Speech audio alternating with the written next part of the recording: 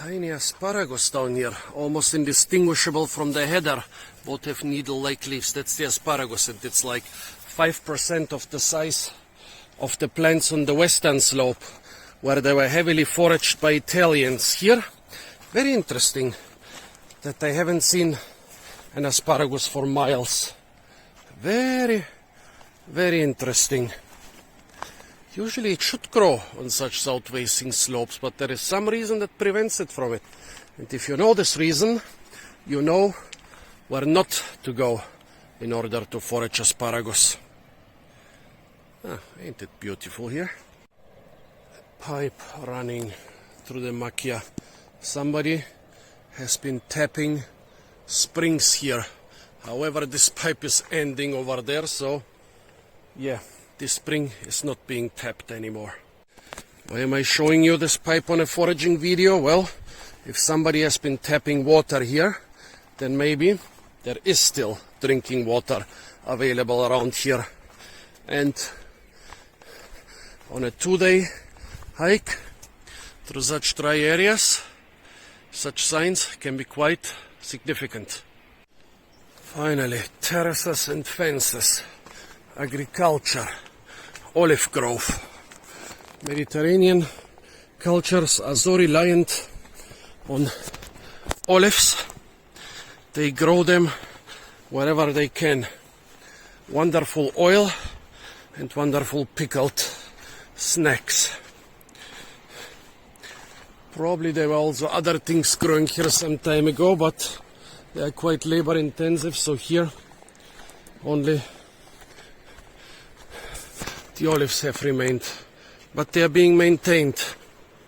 Unfortunately, here I also see more invasive species, like the American pokeweed down there. So this fence is against the sylvatic fauna, that means against the forest animals. Tall enough to stop most goats, and dug into the ground deep enough to stop most wild boars. As you can see, the wild boars have rummaged all around the fence. Don't know if they really wanted to get through it or there were just some tasty grubs here. But yeah, so this is a defensive fence against goats and boars. And the more rich soil down here, leeks, wild leeks which can be foraged. Also tiny asparagus plants. Nobody would forage an asparagus of that size, but I bet there will be bigger ones here too. Also somebody is making, here are the palms. This is made from palm fiber. And somebody has planted rosemary and thyme here. Yeah, where is parsley and sage? Could be wild parsley around here, and they should definitely be sage somewhere around. Yeah, see, lusher soil accumulating down in this little bay. Well, this could be some type of wild sage. And here also centurion, the magical herb of the centaur, of those half human, half horses. It's supposed to be an antidote to every poison, which it is not. It has medicinal property, but it's not an universal antidote. And in some older literature, you might find it under the name of 1,000 gold, because somebody who didn't speak proper Latin thought, well, centurion sounds like 100 gold, so let's offer it for 1,000 gold to the customers and be happy if I get 2 pence for it. Look how lush centuries of erosion have brought the rich soil down here. Here you can forage wild leeks, aromatic herbs. There should be more edible things here than the wild leeks. Surprised there is not more. This is a mustard relative, probably a Berteroa. No, not a Berteroa, an Arabis. And here some St. John's wort, very good against winter depression, but don't drink or eat it in summer or it will give you sunburn. This should be, yes, this is a mint. This is, and not menta. This is nice stuff, good stuff. This is not Nepeta, but Calaminta mentifolia. And here we have a yam. This is Thamus communis, a small yam species native to the Mediterranean.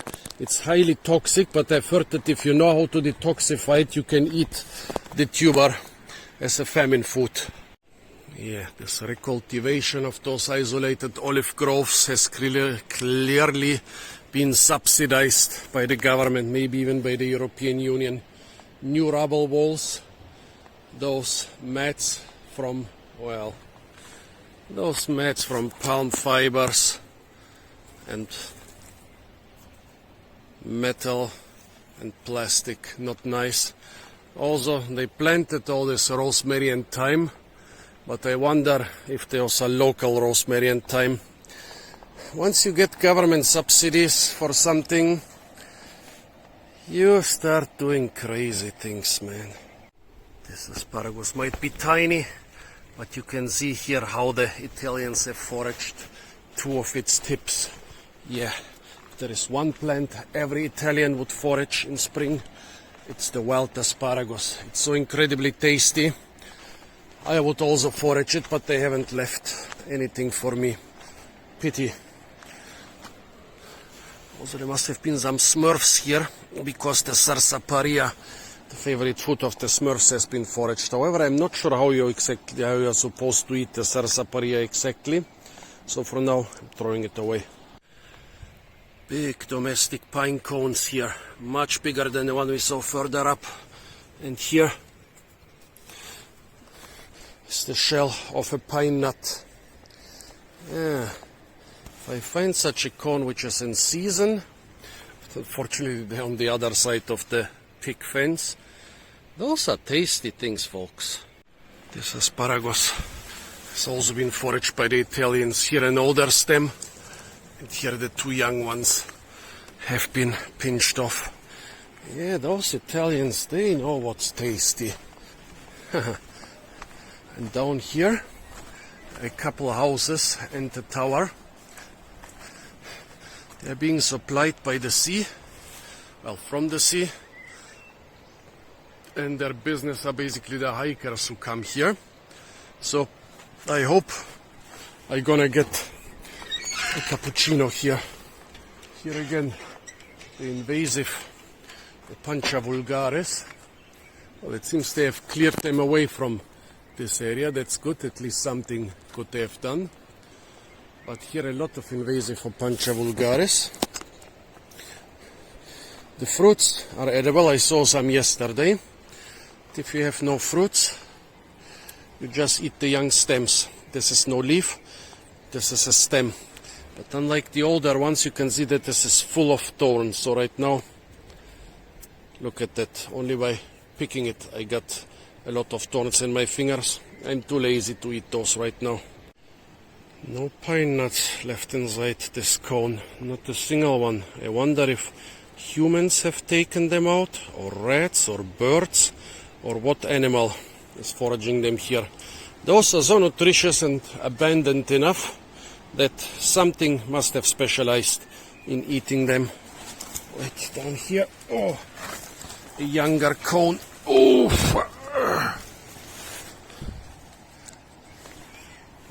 But also the nuts are gone.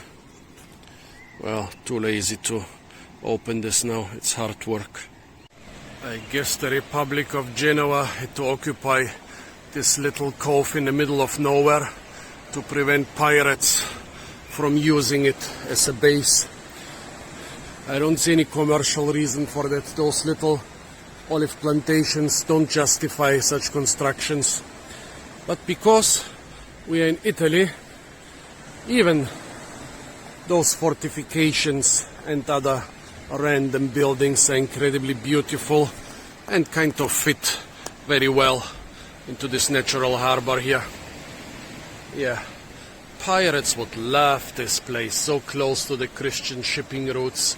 So even if the hills behind it are of no commercial interest, you just have to have some military presence here. Beautiful, and now it's a tourist paradise. Little architectural details can show you stuff about the climate and thus the vegetation of this area. Do you see how this abbey, this monastery, is built on top of arches? Why would they build the monastery on top of arches? Well, they built it down here in the valley, so I guess they need something. Usually there will be no water or just a little creek, but after heavy rains, I guess they need something to let the water run off. And probably also those arches are really good to store your boats in a dry spot underneath them. 8 a.m. and all the little restaurants are closed. So I guess foraging it is for me. Look at those catacombs underneath the monastery. Still wonder why they built it right in this valley. Couldn't they have built it somewhere on the rock like the tower? Very interesting. Don't know if you can see this, but those catacombs are going quite well. I'm sure they're going through the whole monastery to let the little creek run through in times of heavy storms. Euphorbia arborea, very, very important climatic indicator, but here it's too loud to tell you why. Oranges, not looking too good. Here's some creeping fig. Also, the toxic Neriomoleander, never foraged this one. A couple pomegranates, but why are those in pots? They should plant them out somewhere. They're doing maintenance work on the cliffs, so they had to guide me through in order not to drop a rock or a tree on my head. Here, quite good size holm oaks. The holm oak is a very important indicator for Mediterranean climate. Quercus ilex. This one and a couple other evergreen oaks. Wherever they grow around the Mediterranean, it's Mediterranean climate. Wherever a vegetation of evergreen oaks dominates. This is a big cauldron. What did they cook in here? Tea or witches? Well, so the holm oaks are incredibly important as a climate indicator. Wherever they grow, it's Mediterranean climate. Wherever they get replaced by summer green oaks, either there is a lot of water availability, and those the summer green oaks are competitive even in the Mediterranean climate, or it's getting colder. I've seen rolling landscapes in southern Italy where an elevation difference of 10 meters makes a difference. The lower Mediterranean climate evergreen oaks and the upper sub-Mediterranean climate summer green oaks. So very important. Those things tell us that far north here we still have totally Mediterranean climate, big holm oaks. The other definition for Mediterranean climate is olive cultivation. Wherever you can successfully cultivate olives, it's Mediterranean climate. To the south, the Sahara is too cold, is too dry, and also too cold in some of the mountains. To the east, the Arabian deserts are too dry and too cold. To the north, the Russian steppes are too cold. To the northwest, like Germany, France, too cold and too wet. To the west, the British Isles and parts of Portugal and Spain too wet. Yes, I know there is a olive plantation in the British Isles. I'm talking about large-scale successful olive cultivation. Even here olive cultivation is not too easy. As you can see, those olive trees around the monastery, there is no trunk older than 100 years. Every couple decades, a frost will hit. A frost colder than minus 17 degrees and will kill those olive stems. But still, around here, because this happens only every couple decades and in 90% of the years or 95% of the years the weather is good enough for olive cultivation, we still say this is totally a Mediterranean climate. But this happens in large parts of northern Italy, the olives freezing back every couple decades. Doesn't happen so much in southern Italy, Sicily, or on the Greek islands because, more Mediterranean climate. I've missed this tree on this trip. A carob. A beautiful tree with big edible tart and sweet pods. However, this one doesn't seem to be in season, so I'll tell you its story when I see one in season. Here a couple loquats, tasty fruit introduced from Asia. And in the background, a huge avocado, a tasty fruit introduced from Central America. And here the dwarf palms. Those are cultivated, of course, despite growing up there on the cliffs. But that's what I'm looking for, although I bet in the barren hills they will be much smaller and less conspicuous. Those are the trees I'm looking for. Another close bar. A beautiful tunnel through which I can walk. I hope I'm still on the right trail. Nice and beautiful. I love those things about those old Mediterranean houses and villages. You just pass through the house. It's the normal street, it's the normal road, it's the normal trail. And this is what toilets looked like before we had running water. Well, minus the flower pot, of course. Flower pot being put inside the chamber pot. What? 2 minutes ago Portofino Mare was 2 hours away and now it's 1.5 hours? Interesting. Well, grapevines above. American grapevines, so that you don't need to spray them. And the big amphora, for thousands of years, this was the way how you stored and transported most foods in the Mediterranean. Inside them you can store oil, olives, wine, vinegar, pickled fish, rotten fish sauce, and if you have a big mouse or rat problem, even dry stuff like grains or beans. Very important for survival of the sedentary Mediterranean people. This avocado tree is not doing well. I wonder why. Too dry or too much sea spray? Water is life.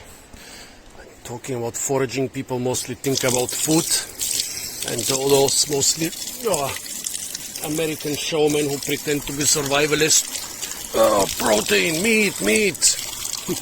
To go hunting in the desert for 2 days in a survival situation before they even think about getting water. Well, folks, you can easily survive 3 weeks without food, but in the wrong climate, usually it's being said 3 days without water.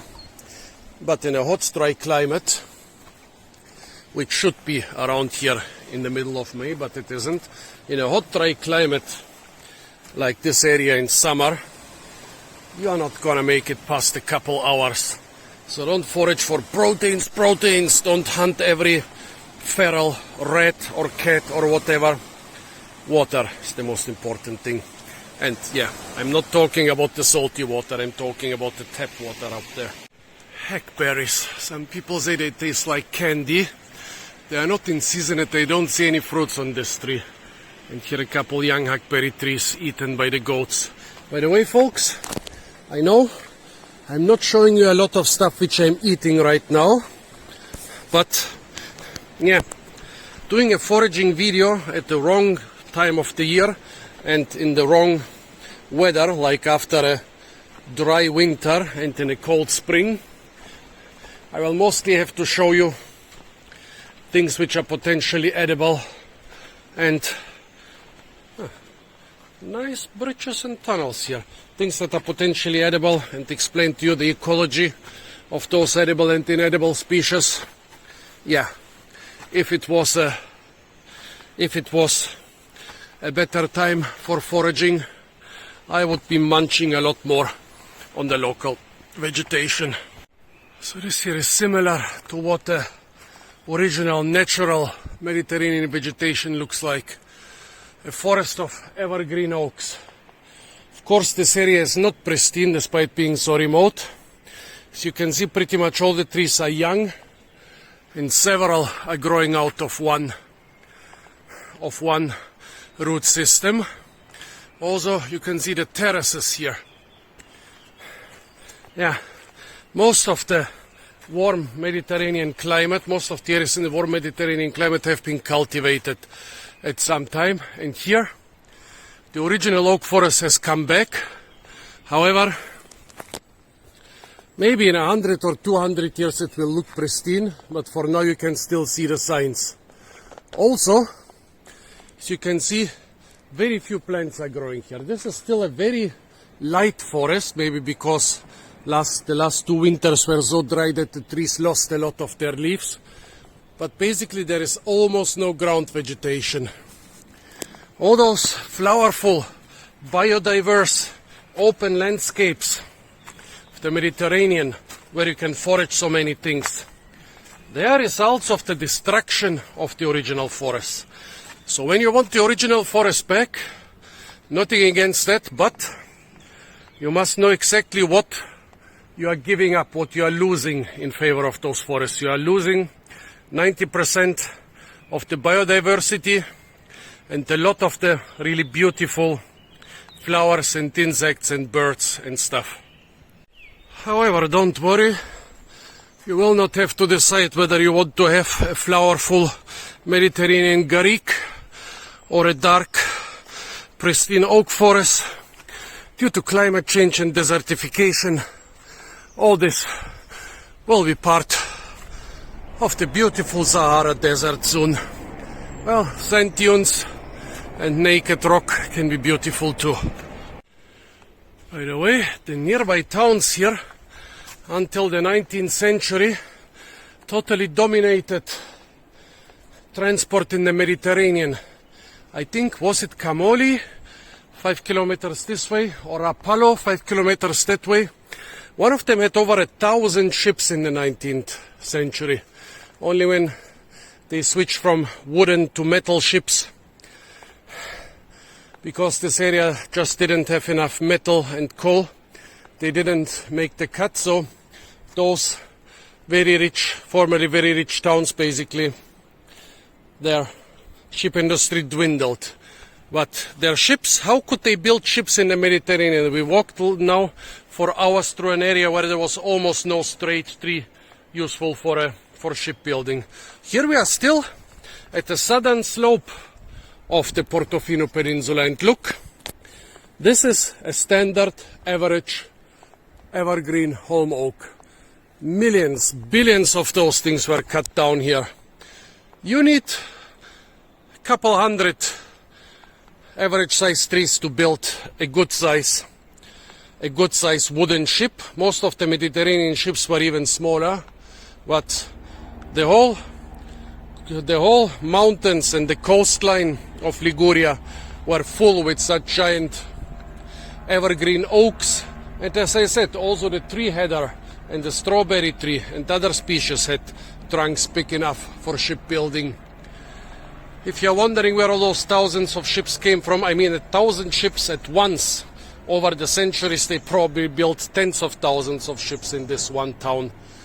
Yeah, those are the trees. 99.9% of those big trees are gone now for the shipbuilding industry, for providing charcoal to get some sort of industrialization in those areas, for export, for construction of houses, for cooking food, and so on and so on and so on. This is the original vegetation we had here, and the cliffs shining through the forest is what we got in most of the Mediterranean countryside, which is not suitable for intense agriculture.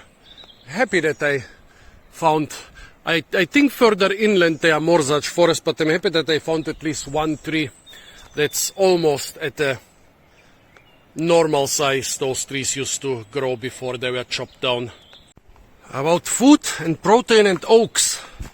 Oaks are incredibly common in forests in the northern hemisphere, and even in tropical rainforests like in Borneo, they are close relatives of other genera of the Fagaceae, which all have big, nice acorns, full with fat and also with a lot of protein and sugar, but mostly fat.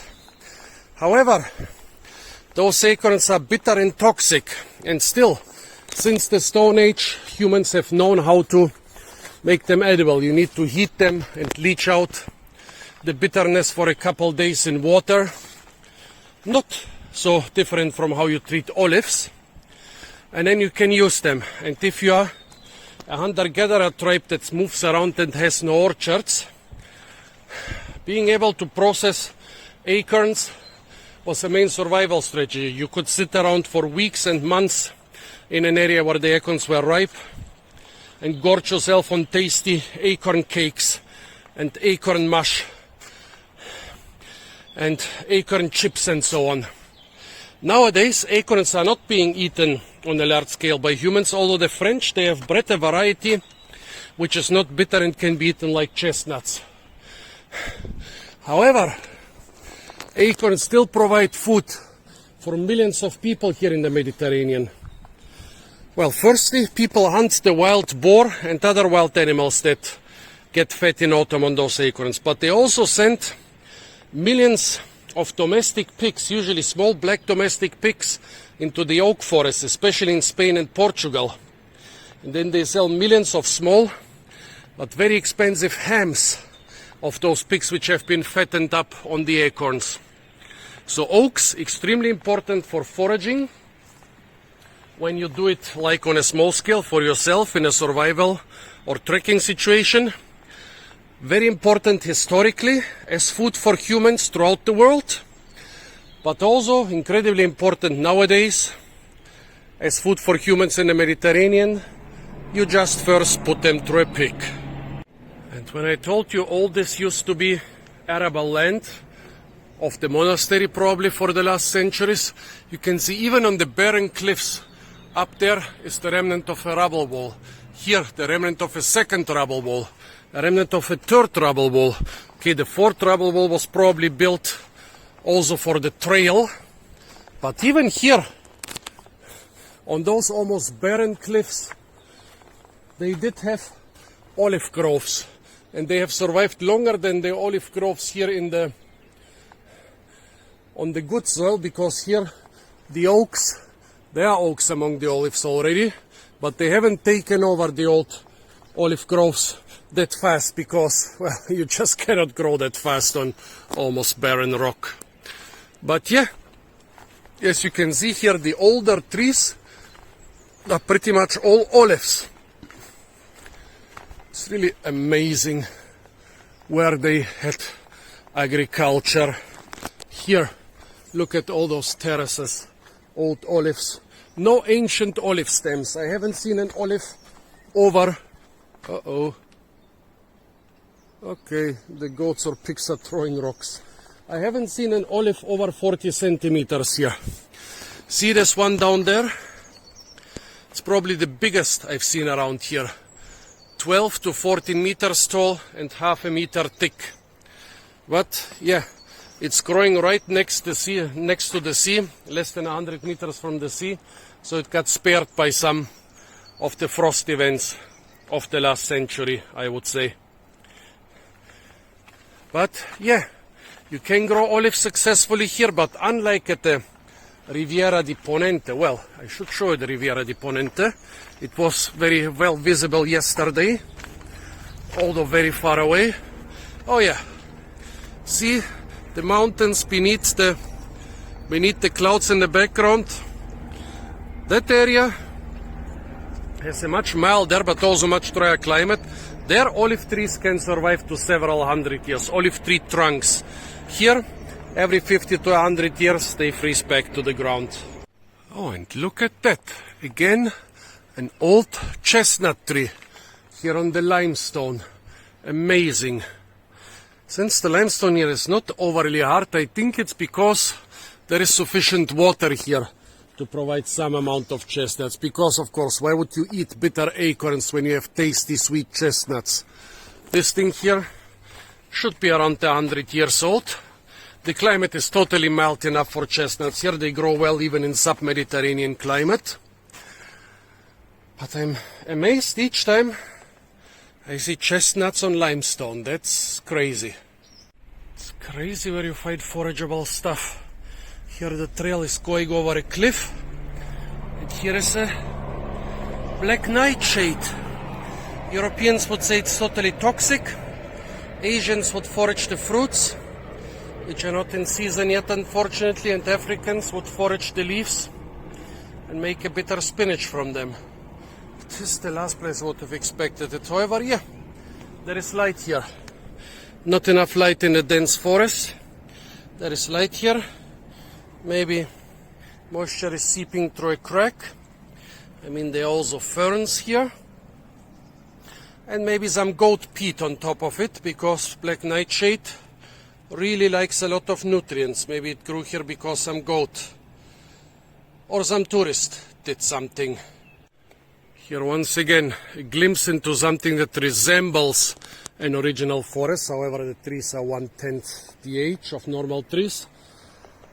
And this is what logging, grazing and burning did to the countryside. And this is a very moist area, so it recovers very well. Drier areas will struggle a lot more. Also, this over there could be a dwarf palm habitat, but too far away to see them from here. No traces of dwarf palms yet. Still kind of the southern coast, but it's getting more lush. Here again, traces of Italians foraging for asparagus. The two thickest stems have been pinched off. But this was weeks ago, spring, in March and April. Now, what can I forage? Blackberries are not in season, but the young shoots are kind of edible. However, nope, those are already tough and bitter. Maybe this really big lush one.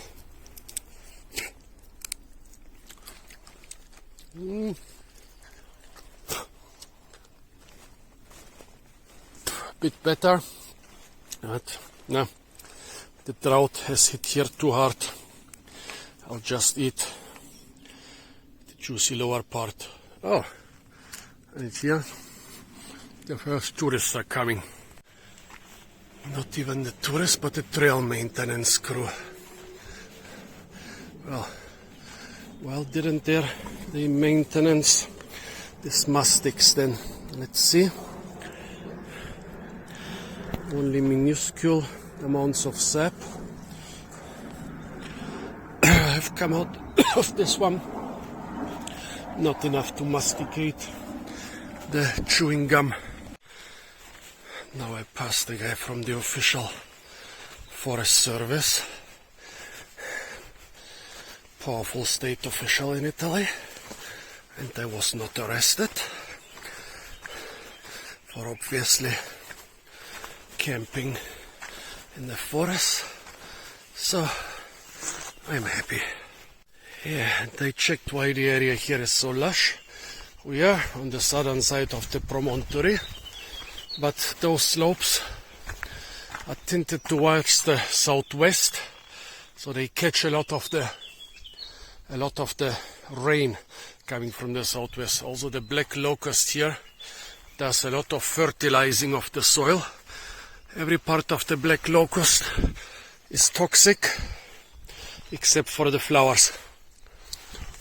Those can be eaten. However, I'm a bit late, so not many flowers. Here I'm also a bit late. Here they got some big asparagus tips, and then the side tips, days or weeks later, were also foraged. Yeah, folks, when it comes to asparagus, there are no more serious foragers than the Italians. Yes, the southwest facing area has gotten a lot more rain than the south facing area where I stayed overnight. Look at that. So yeah, know the exposition of each slope, folks, and you'll know how much water the area gets and what stuff you can forage there. Well, here on this nice sign you can see all the fruits which are not in season now. The edible strawberry tree, the edible myrtles, the non-edible mastics and terebinth pistachios, and here the barely edible juniper. More exposed southern, south-facing areas where this plant could grow. However, the area where I stayed tonight looked more like a habitat for the dwarf palm. It could be growing here, but I think I already passed the best locations.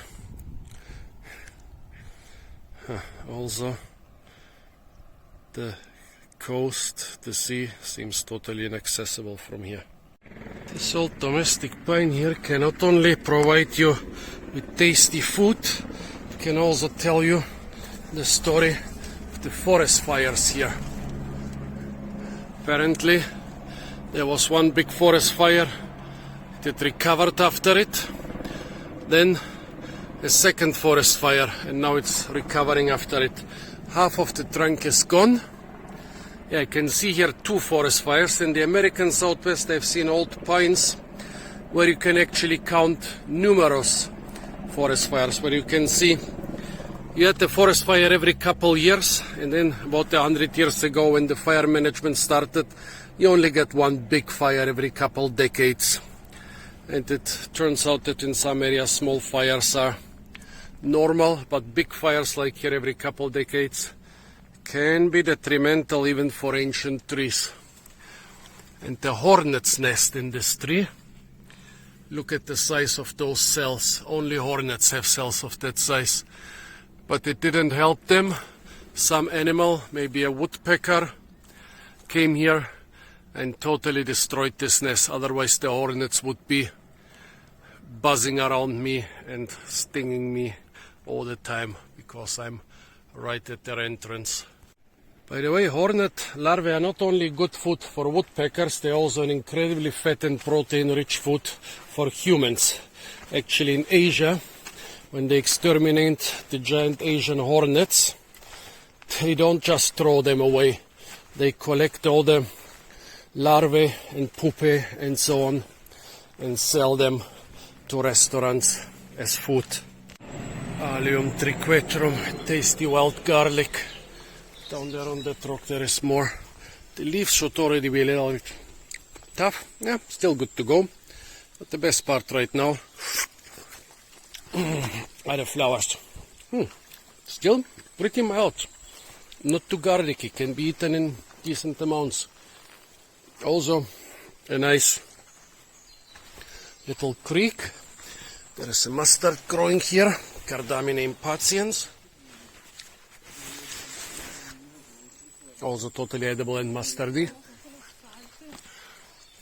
A feral loquat here in the background. Also black locust trees. Yes, this area, because it's closer to settlements, it also has more water, has been cultivated a lot. Cultivated until the erosion destroyed everything down to the barren rock. See here those trees? They are growing everywhere on barren rock. I'm reaching more populated areas again. Lots of noises, lots of invasive trees, like this stand of acacia, which is quite extensive. Also a lot more brambles. Oh, they have an old acacia trees here. Really invasive. The black locust is also often called acacia, but this I think is real acacia. A hedge of tasty bay leaf. Didn't see it as far as I remember on the southern slope. Well, I'm still on the southern slope, but in much moister areas. More Sarsaparilla. Still nothing to forage. Let's see, did the Italians forage the asparagus here? Yes, they did. Very traditional looking agriculture. Traditional vineyards, a peach tree, a plum tree. Beautiful. This guy is still using mostly wooden beams, but also a bit of wire. Onions, another little peach tree. Tasty potatoes. See a couple beets there, but they could be wild or domestic. And here, this is even accessible for teeny tiny cars. Some strange type of probably cherry, but I cannot quite place it. Here mandarins without fruits, and in the background calamansi with fruits. And here more wild beets. Olives, of course. A bigger peach tree over there. And another mandarin here, getting tired. It's amazing. This is a road and it's being used by cars. That's Italy for you. Well, if you live up here, you have to buy a tiny car. Otherwise you cannot squeeze through those lanes. Nice pear tree here, and the Philadelphus is flowering, filling the air with wonderful scent. A feral silverberry here, not necessarily a good sign for the ecologist. And creeping fig, which can also easily escape, much easier than the plastic vines here. Tomatoes, beans, lettuce and mangold. And the loud helicopter. And peppers. This you can see the support are being made from the giant Mediterranean reed. This is basically what the Mediterranean cultures have used for thousands of years instead of bamboo. Doesn't grow quite as big and tough as bamboo, but it's a better replacement than normal wood. The trail is going through a beautiful Mediterranean countryside. Agriculture is totally alive here, as you can see. Probably it's all subsistence stuff, or maybe they also here zucchinis under the olive trees. Maybe they also sell something to the tourists. It's not large-scale commercial agriculture. Beautiful and small.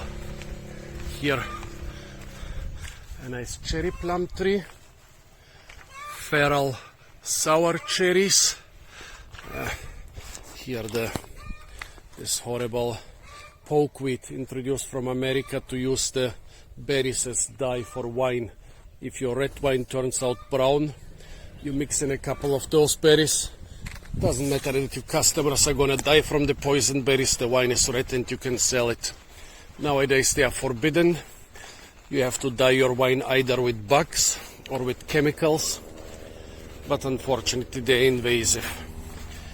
Look at that. Yeah, I'm really happy to see such agriculture still surviving on such a level here. Olives, mangold, tomatoes. It's also a polyculture. They have the olives and the vegetables underneath them. Zucchini, cabbage, corn. Beautiful. Beautiful, really nice. Haven't seen something like that in a while. I'm really happy. Except that I'm very tired. Whew. And again, a good size chestnut tree growing here. And I guess it's still limestone. Yeah, the rock is this conglomerate, but I'm sure it's very basic limestone conglomerate. Could be wrong though.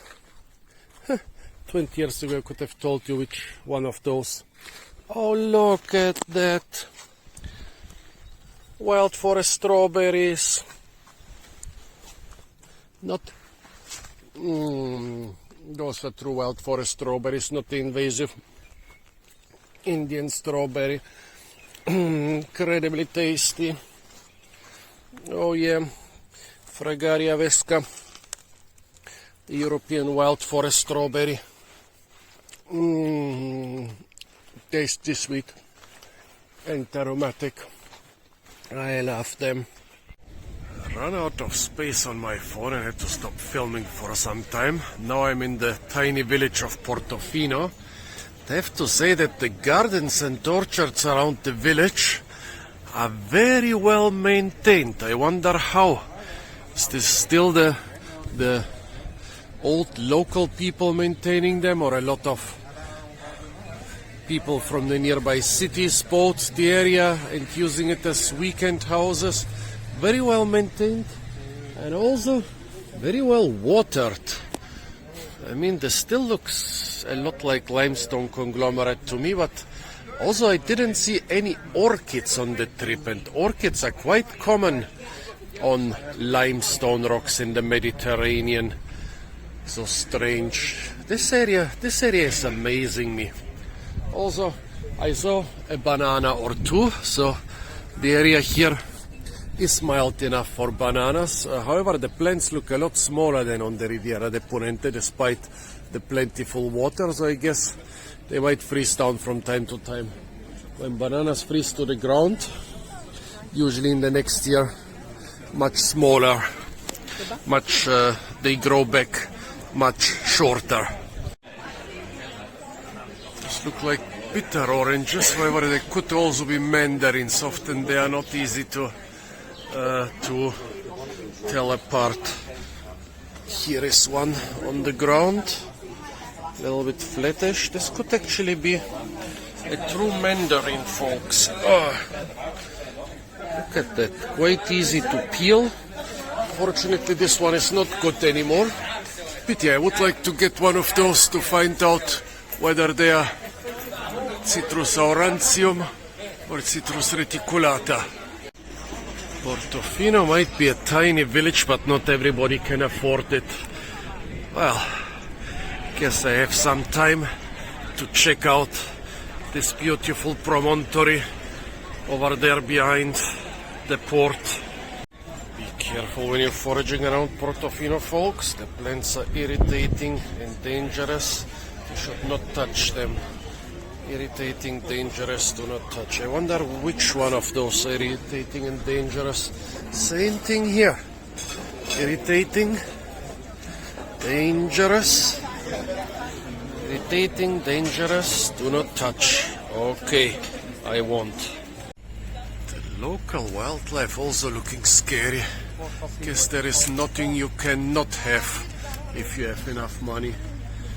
This is one of the fanciest tourist places I've seen in all my life. Nice boats, but I wouldn't know what to do with one of those. Pindo palm or jelly palm has some of the tastiest palm fruits, but now in May it's not in season, unfortunately. Did I already mention today that Polypodium rhizums contain an extremely sweet substance, much sweeter than sugar? Can be used as a substitute for sugar. And did I mention today that those Italians, they will forage any wild asparagus they encounter. No asparagus is safe from the Italians. Still, figs are very rare here compared to other Mediterranean areas. Why? Still haven't figured out. Castello Brown. Wonder why the local castle has an English name. Maybe some crazy English plant collector bought it 1 or 2 centuries ago. However, the palms around this castle are not native. This is Trachycarpus fortunae from the Himalayas. Also a very frost-hardy palm, but it's not the European dwarf palm. Still, you can eat the hearts, and you can kind of even eat the fruits. Let's check out the fruit trees here. Plum, most certainly a cherry plum, but looking a little bit strange. Of course, olives everywhere. A yew tree, highly toxic except for the pink arillus, which is not in season. Here we have again the yam, Thamus communis, which is supposed to be edible after very thorough preparation, but if you get something wrong, it can be just as deadly as the yew. Oranges, lemons, a pear looking out between the orange and the lemon, an apricot. High walls here. Good that I'm even higher. What else have they got here? an apple tree, another apple tree among citruses, a pear tree.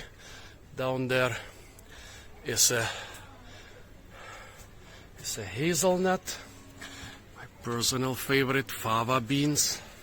Yeah, farming and agricultural gardening, I would say gardening is really still alive in this area. I found very few abandoned gardens near the towns and villages, and the others, the ones that are still here, are very well maintained. I totally approve of this. And here, small loquat tree, even with a couple fruits on it. The upper branches of this loquat are weighted from fruits, but all the low-hanging fruits have already been foraged. Well, if all the low-hanging ones are gone, we're gonna get the higher-hanging ones. Fortunately, most fell to the puddle, but success.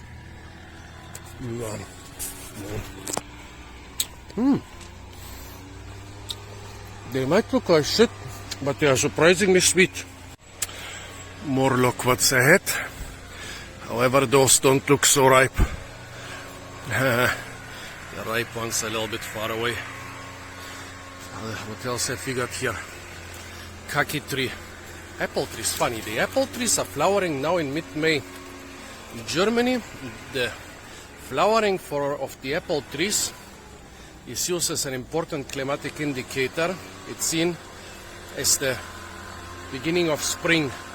But in my area of Germany, this happened usually it happens 2 months ago. And this year it happened 6 weeks ago because of the cold spring. Why are they flowering so late here in the Mediterranean? Cherry tree, couple oranges, and again everywhere the olives.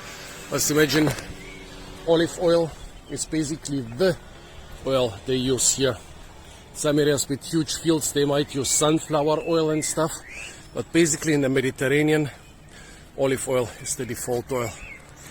Also now you can see why every beautiful coastline in the world is called a Riviera after this place here. This is the Riviera, the one and only. All the other ones are just cheap copies. Loquat thieves ahead! Oh, those branches were shaking like crazy. Would have been funny to catch them on video. However, I'm not sure if they are loquat thieves. Maybe it's the proper owner picking them from the other side of the fence. Here, a nice, good-sized carob tree growing in this rock. Crazy. Now let's see. Is there an owner on the other side? Nope. Guess those nice blonde Russians were harvesting some loquats who belong to some nice but less than blonde Italians. Now look at this beautiful banana bunch. However, I cannot see any fruits. It's a nice, good-sized cluster of pseudostems. Not a single fruit bunch, not even a flower that would help us identify the species or the variety or the cultivar. A right of way is a thing. If people are allowed to pass on this trail and you don't want to meet them, you just build a bridge from your garden A to your garden B.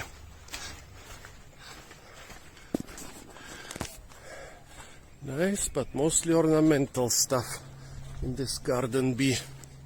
Somebody here really likes date palms, Phoenix dactylifera. The Riviera is the northernmost place of commercial cultivation of the date palm. However, not so much for the date fruits, but for the leaves of the date palm, which were sold to the Catholic Church and then woven into ornaments and used at processions and stuff. The town of Bordighera here on the Riviera had the monopoly on selling those leaves to the Pope. An old friend, the service tree. However, here it has been cut down and those are suckers. Service tree, a very beautiful and very tasty Mediterranean fruit. Also here, a Judas tree. Every part is poisonous except for the flowers, which are really tasty. Another very important climate indicator, the tree spurge, Euphorbia arborea. There are a lot of similar plants, similar species on the Canary Islands and in Africa, but this is the only one in the Mediterranean. It's kind of tree-ish like, not a real tree, usually up to 2 meters. In rare cases it can get to 4 meters. It's deciduous, so it's getting, and the funny thing is it loses its leaves in autumn and gets them again in spring. However, there's a little bit of drought stress here. It's already losing some leaves in May. And yeah, very important climate indicator since it belongs to a basically tropical, subtropical group of spurges. It grows only in really thermo-Mediterranean, meaning warm Mediterranean climates. On the Riviera di Ponente over there, can we see it right now from here?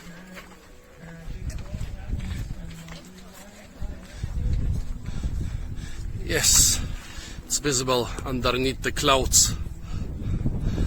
Right now it's raining there, but usually this area is much drier and also has a milder climate. So there the spurge is growing hundreds of meters up the cliffs.